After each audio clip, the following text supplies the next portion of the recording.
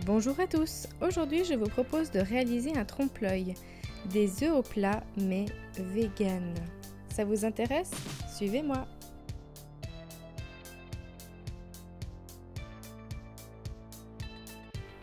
Nous allons préparer deux mixtures, une pour le jaune et une pour le blanc. Commençons par le blanc. J'utilise ici un quart de cup de farine de blé.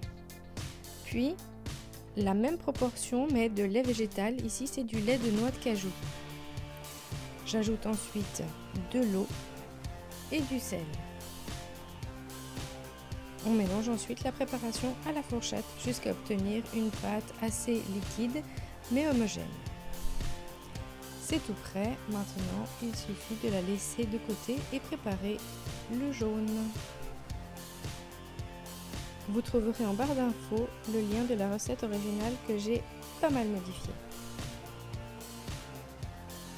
Pour le côté orange, jaune, on va utiliser une carotte qu'il faudra transformer en purée. On coupe donc une grosse carotte d'environ 150 g pelée. On les mince pour la cuire et qu'elle soit tendre à être mixée en purée. Dans la recette de base, il préfère utiliser de la courge. À vous de choisir ce que vous préférez comme goût et ce que vous avez sous la main. Mélangeons ensuite dans un mixeur de la levure maltée, une cuillère. Puis attention, il nous faut de la farine de maïs, à ne pas confondre avec de la maïzena ou amidon de maïs. Ce n'est pas la même chose. Donc 2 cuillères de farine de maïs. On les dépose dans le blender avec la levure.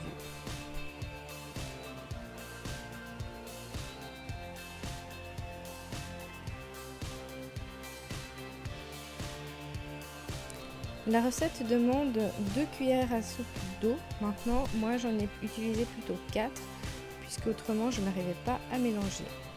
C'est pareil pour l'huile d'olive, la recette de base en demandait 2, mais j'en ai ajouté une 3e par la suite pour que le mélange puisse se mixer.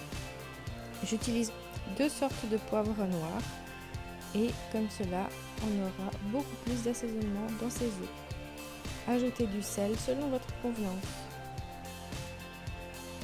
On peut maintenant ajouter la carotte qui est cuite dans le blender.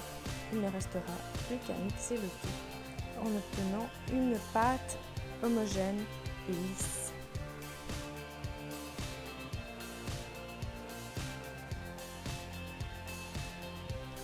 Le jaune est maintenant prêt, il est temps de passer à la cuisson et à l'assemblage.